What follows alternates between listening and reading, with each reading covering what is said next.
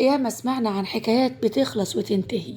ياما سمعنا عن شباب خاين يسيبك ويروح لواحدة تانية وبتنسي مع الأيام. لكن يا ترى بقى لو اكتشفتي إن اللي سابك عشانها طلعت هي أقرب واحدة ليكي، طلعت هي الحضن الدافي اللي كنت بتجري وتستخبي فيه، هي الحضن اللي كنت بتجري وتقولي كل أسرارك فيه، علشان كده عرفت كل مفاتيحه. يا ترى ساعتها هتقول أنا لازم أنتقم منهم هما الاتنين لكرامتي، ولا تقفي تتفرجي وتشوف انتقام الزمن، ولا هتنسي وتبدأي من أول وجديد؟ أظن الاختيار صعب. يمكن الكلام سهل لكن التنفيذ صعب جدا. علشان كده جاي أحكي لكم حكايتي. أنا اسمي زهرة. مش هقولك إني مختلفة عن البنات، ولا هبدأ الحكاية بإن عندي سر أو حياة استثنائية. أنا زي أي بنت بتصحى الصبح، تلبس وتنزل تروح شغلها، تمشي في الشارع وهي شايلة هم حاجات محدش يعرفها غيرها. بس في حاجات حتى لو كانت عادية بتوجع. ومن هنا كانت البداية. أنا وأختي صفاء اتربينا في بيت بسيط في منطقة شعبية، مش منطقة فقيرة قوي، بس الدنيا فيها ماشية على القد. أمي كانت ست بيت وبتشتغل على مكنة الخياطة. أبويا موظف على المعاش بقاله كام سنة. أنا الصغيرة صفاء كانت أكبر مني بسنتين، لكن فرق السنتين دول كان كأنهم عمر بحاله. أختي كانت دايما متقدمة عني بخطوة، مش في السن وبس، في كل حاجة. يعني مثلا صفاء أختي من وإحنا صغيرين كانت دايما هي بتعرف ترد، أنا لأ، أسكت، بتتجرأ وأنا خايفة. عمري ما حسيت إن ده بيعمل بينا منافسة. أنا كنت بحبها، بعتبرها ظهري وسندي.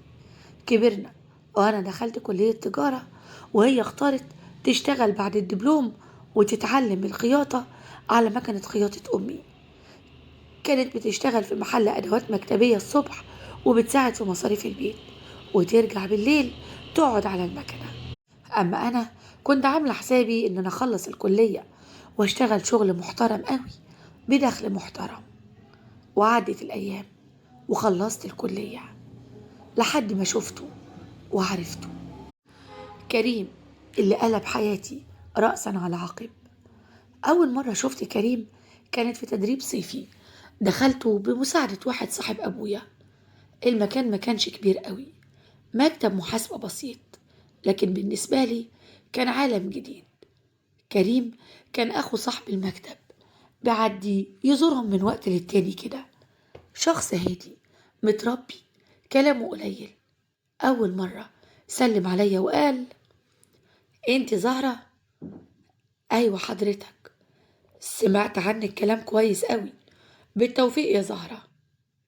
بس كده، ما قالش غير الجملة دي، بس فضلت في دماغي لسبب ما كانش في بينا غير السلام والكلام العادي، لكن كان في حاجة في طريقته خلتني اني الاحظ وجوده. هو مش وسيم قوي لكنه مريح، من النوع اللي وجوده في الكلام يخليكي تطمني من غير ما تعرفي ليه. مرة شافني خارجة من المكتب وهو كان واقف تحت الشركة، تقريبا كان مستني تاكسي أو حاجة، وساعتها قال لي: ازيك يا زهرة؟ متأخرة شوية. بتروحي ازاي؟ يعني بتمشى لحد أول الشارع وبركب من هناك. تمام، ممكن أوصلك ونتمشى سوا؟ ما ردتش، بس بصيت له وابتسمت. مشي جنبي لأول الشارع، وطول السكة ما تكلمناش كتير. سألني سؤالين عن الكلية والبيت، بعدها شكرته وسيبته ومشيت. يومها لما روحت البيت ما حكيتش حاجة لصفاء، ما كانش في حاجة تتحكي. بس بعدها بكام يوم بعت لي رسالة على الواتس وقال لي: ازيك يا زهرة؟ كنت مبسوط اني شفتك النهاردة، اتمنى تكوني انتي كمان اتبسطتي. ومن هنا بدأت حكايتي مع كريم. ما كناش بنتكلم كل يوم، لكن كان في حوار بينا بيكبر، بيسأل عني وعن أخباري، وأنا كنت باخد بالي من كل كلمة. وبرد بالعقل، لكن قلبي كان بيجري في سكة تانية خالص لوحده. وبعد فترة لما حسيت إن الموضوع بيكبر حكيت لصفاء. كنت قاعدة معاها في أوضتنا يومها وقلت لها كريم بيتكلم معايا من فترة طويلة. كريم؟ كريم مين يا بنت يا زهرة؟ ما حكيتيش يعني؟ كريم أخو الأستاذ سامي صاحب المكتب. آه، أخو الأستاذ سامي.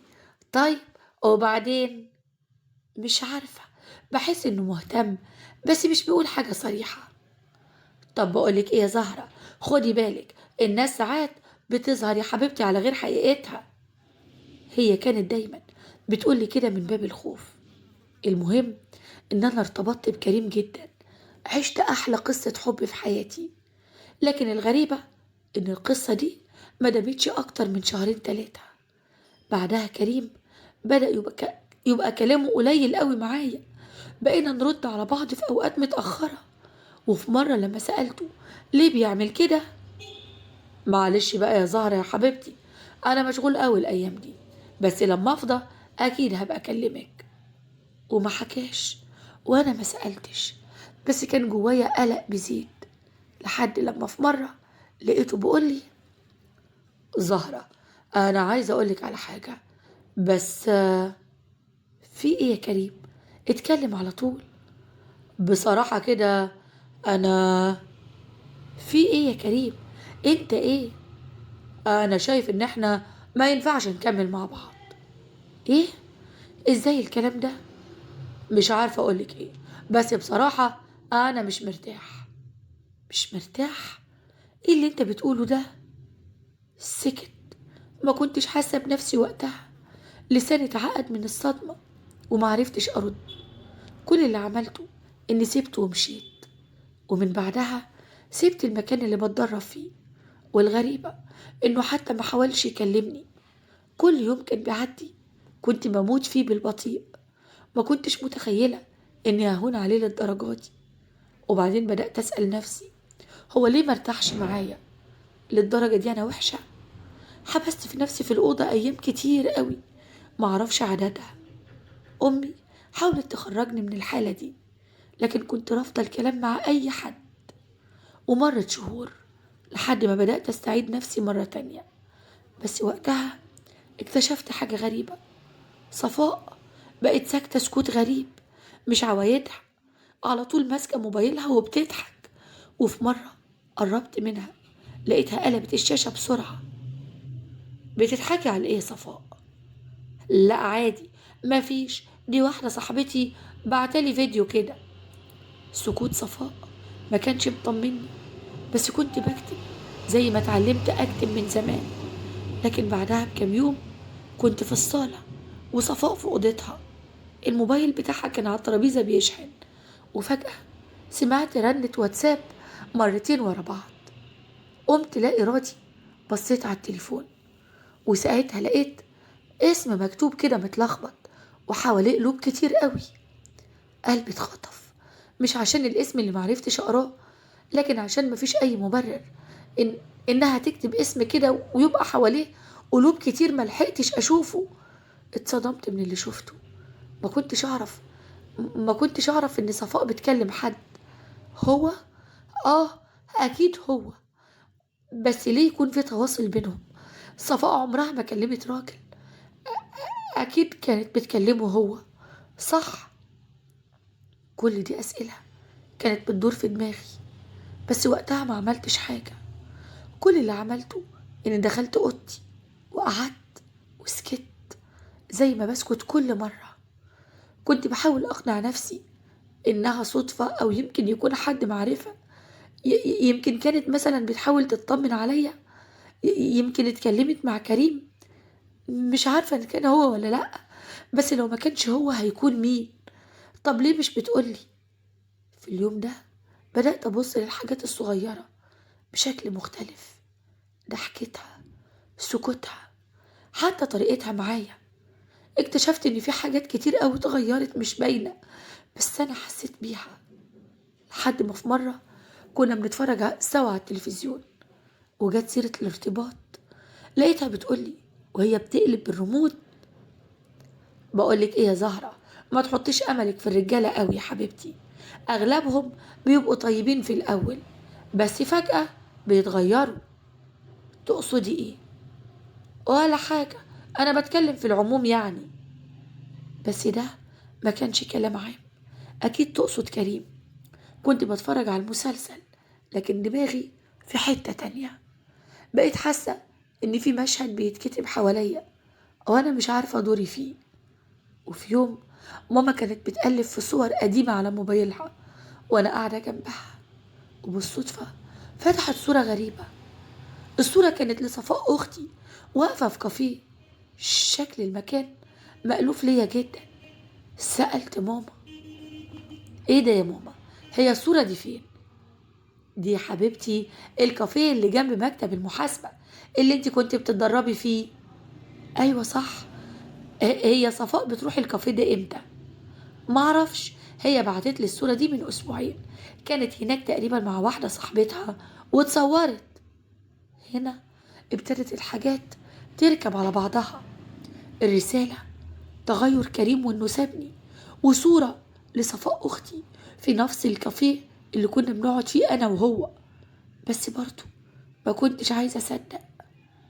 والاخر لحظة بحاول الاقي تفسير لكل حاجة بتحصل، لحد ما في ليلة وانا داخلة المطبخ اشرب سمعتها بتتكلم في التليفون بصوت واطي. لا طبعا ما تعرفش. ماشي، بس ما تطولش عليا. خرجت بسرعة من المطبخ قبل ما تشوفني. حسيت ان قلبي وقع في رجليا. اكيد بتتكلم معايا. طب ليه؟ ليه حاسة اني واقفة في النص، لا عارفة اتأكد ولا قادرة اطمن. ومن بعدها العلاقة بيني وبينها ما بقتش زي الاول. بقينا بنتكلم في الضروريات وبس، لكن كلامي معاها بقى تقيل على قلبي. حتى وانا ساكتة كانت بتبصلي كأنها مستنية مني حاجة. كنت بسمع في سكوتها حاجة ما كانتش موجودة زمان. كنت عايزة أواجهها، بس كنت خايفة. مش منها لأ، كنت خايفة أعرف الحقيقة وأندم إني عرفتها. وفي مرة كنا بنحضر الفطار أنا وهي. أمي كانت لسه نايمة. كنا ساكتين ما بنتكلمش كالعادة في آخر فترة. لكن لما خرجنا في الصالة لقيتها بتقولي من غير سبب: على فكرة يا زهرة، أنا مبسوطة إن أنتي ما بقيتيش بتفكري في كريم. هو فعلا ما كانش قد اللي أنتي كنت متخيلاه. بصيت لها باستغراب لثواني. هو أنتي تعرفي كريم أو اتكلمتي معاه قبل كده؟ لأ، بس باين يعني. باين إزاي يا صفاء؟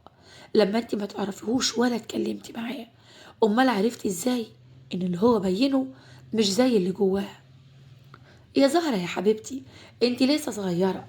الناس اللي بتمشي من غير سبب عادة بيبقوا مش قد المسؤولية. يعني هو عشمك وسابك من غير أي سبب، معنى كده إنه ما كانش قد مسؤولية إنه يرتبط بيكي. بصيت قدامي، ما اتكلمتش. كنت حاسة برعشة في جسمي كله.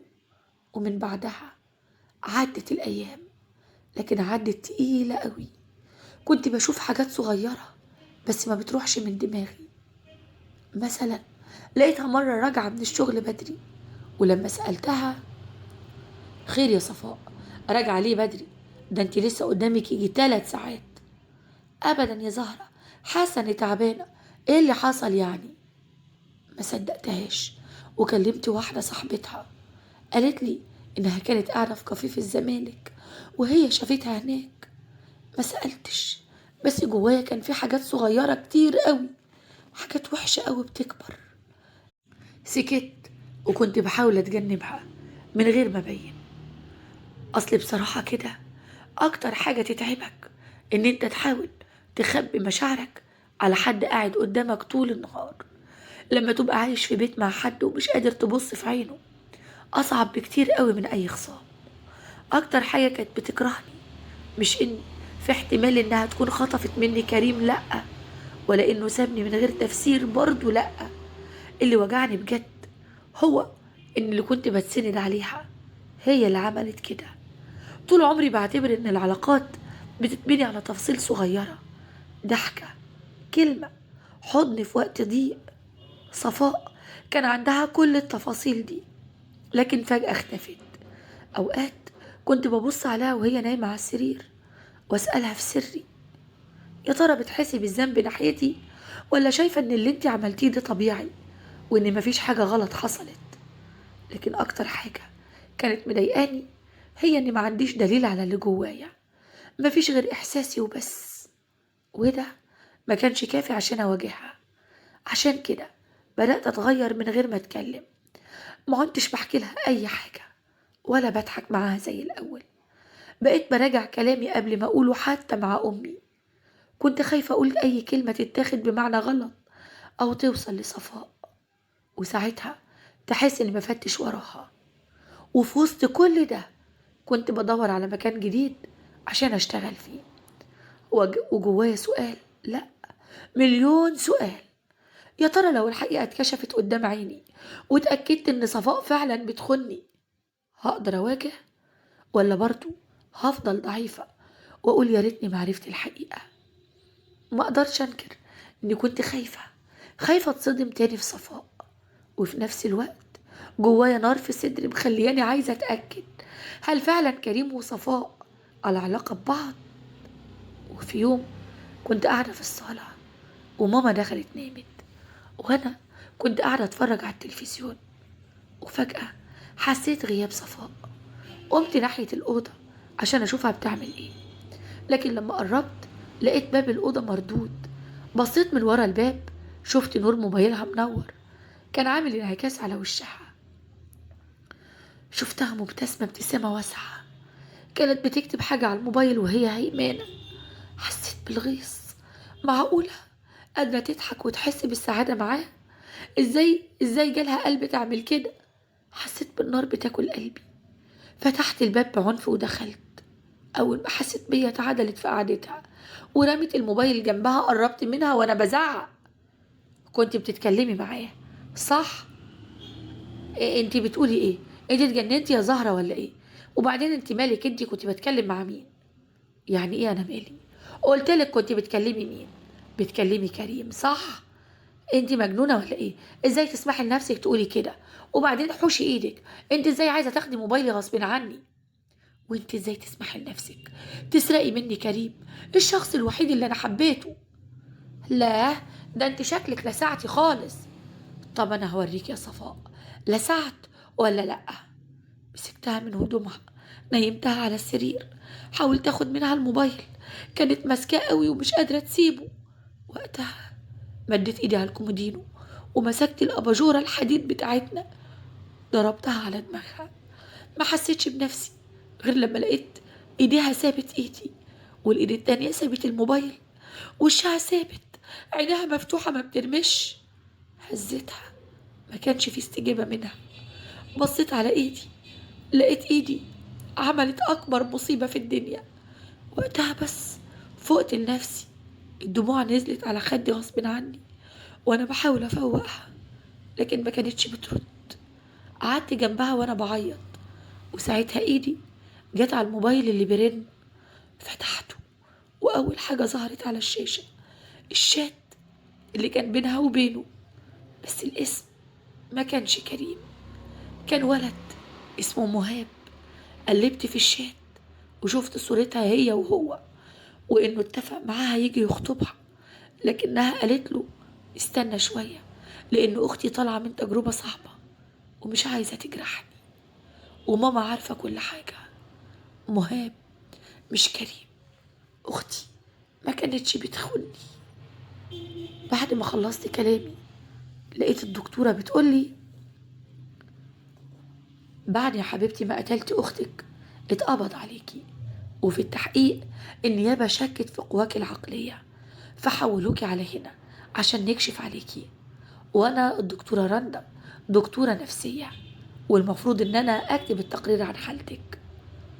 قبل ما تكتبي يا دكتورة خليهم يعدموني عشان أرتاح، أنا ما استاهلش أعيش. لا يا زهرة، انت كنت ضحية لشخص ندل لعب بيكي وسابك بعد ما اتعلقتي بيه.